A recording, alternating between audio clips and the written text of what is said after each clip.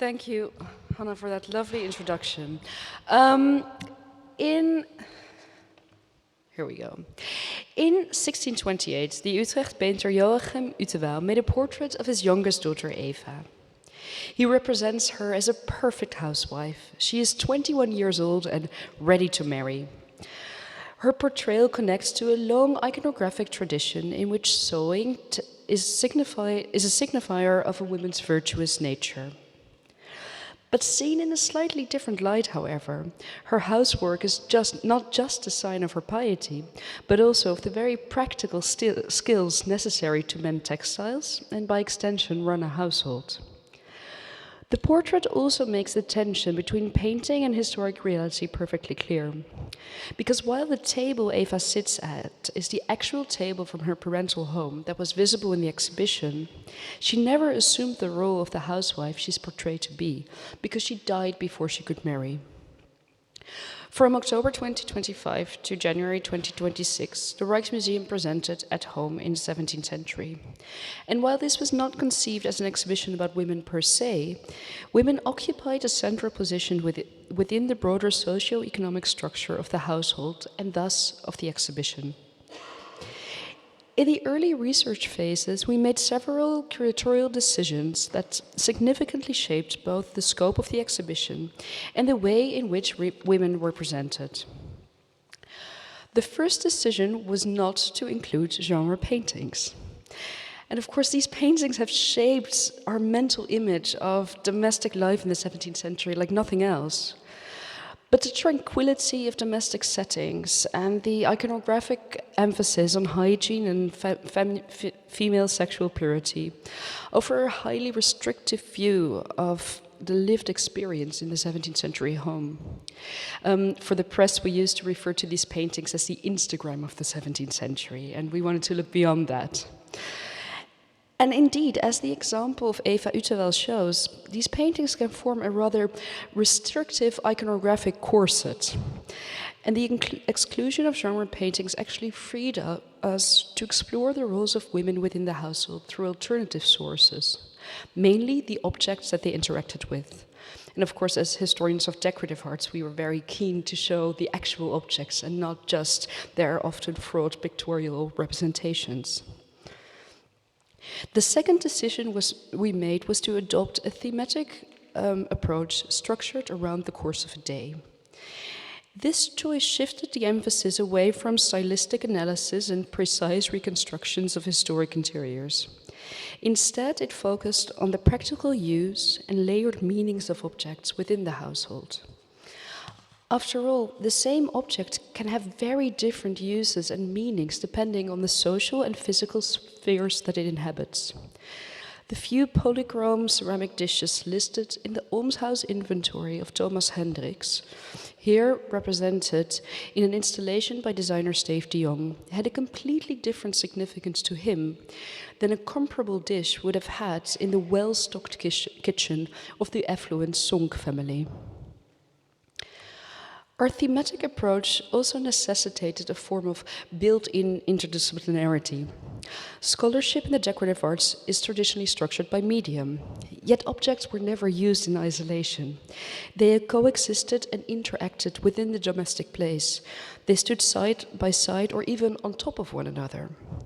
The possessions bequeathed by the wealthy Amsterdam widow Agneta Deutz to the almshouse that she founded, silver, table carpets, chairs, plates and glasses, had all been studied separately, but never as an ensemble. And by looking at it as an ensemble, we see that the things on her table form a kind of biography of her life. Part of her silver came from her husband's family, other pieces were wedding gifts, yet others she commissioned herself. The earthenware plates must have entered her Amsterdam home shortly before her death, but were made in Delft, the city in which she had spent most of her life. So together this ensemble embodies her social and familiar networks. Finally, by structuring the exhibition around the course of a day, we introduced the dimension of time. And as historians as Danielle van den Heuvel have emphasized, the importance of motion and simultaneity in the study of the early modern domestic environment is very important, especially because most of our sources tend to emphasize the opposite, the stillness of a genre painting or the apparent permanence of an archival record. Early modern households were rarely tranquil, and the people and objects that inhabited them were constantly in motion. Furniture was rearranged seasonally and even throughout the day. In late 17th century reception rooms, chairs would have stood against a wall and only have been moved into the center as guests arrived. The Rijksmuseum dolls houses formed an important source of inspiration, but they too give a limited and idealized representation of an elite household, in which every activity is neatly and permanently sequestered to a specific room. In most households that consisted of only a few rooms, this was not reality.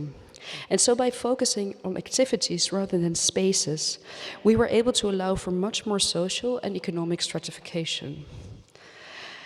Yet you could call our approach something of a doll's house view that was still there, and it was strengthened by the design of Steve de Jong, who turned our galleries into a kind of life-size dioramas. Our final decision was to focus explicitly on people and their possessions, to tell a more layered story. This breast pump, for instance, speaks to the importance of breastfeeding and the care of young children more broadly. It also testifies to the fact that in 17th century parenting literature, breastfeeding was recommended over hiring wet nurses for health, but also moral reasons. So yes, the breastfeeding mafia already existed in the 17th century. When placed in the context of EGO documents, however, its meaning becomes even more visceral.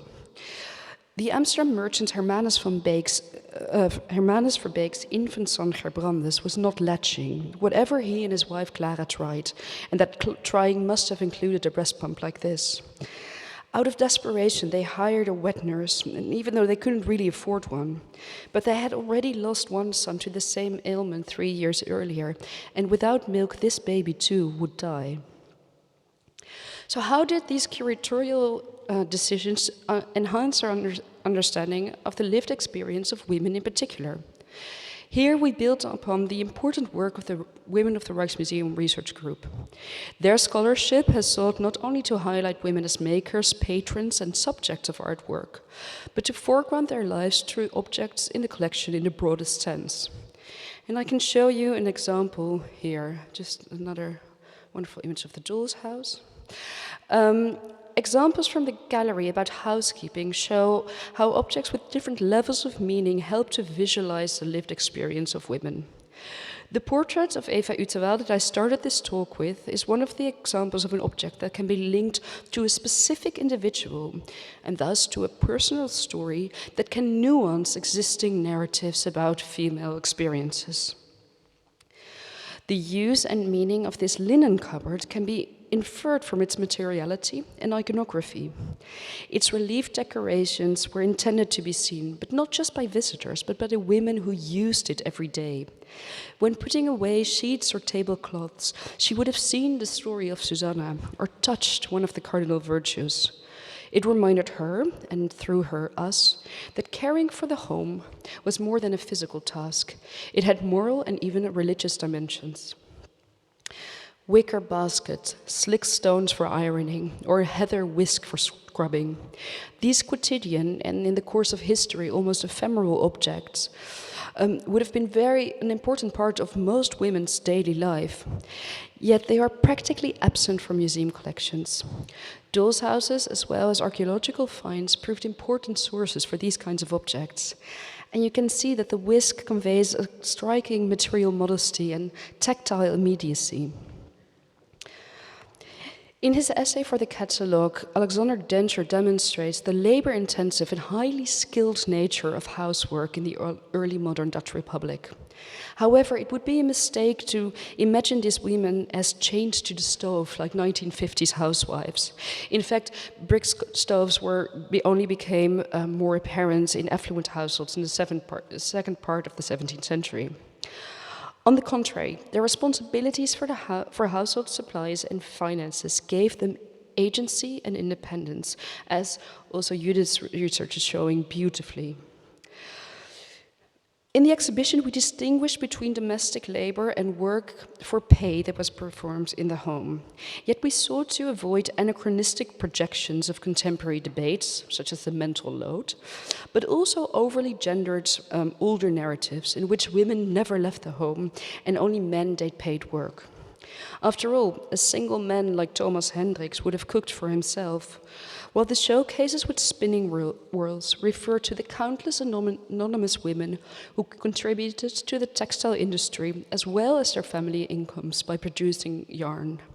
In fact, this is a great way to look at women as well as male makers from the domestic settings in which most of these workshops would have functioned. The Rijksmuseum is currently reassessing its permanent galleries. And over the next 3 or 4 years, this process will result in an enhanced visitor experience with more space for previously underrepresented narratives and themes. The Women of the Rijksmuseum Working Group, and again, it's already been mentioned, has done important work in rewriting labels to incorporate women's perspectives more explicitly. And while we remain mindful of the stark difference between the tightly constructed narrative of a temporary exhibition and the more open structure of a permanent display, some of the lessons from At Home in the 17th century will undoubtedly inform the reinstallation. And if there is one guiding principle I hope that we retain, it is this. The early modern home was not just a static backdrop for life. It was a dynamic, constantly changing environment that actively shaped and was shaped by the people and objects within it. Thank you.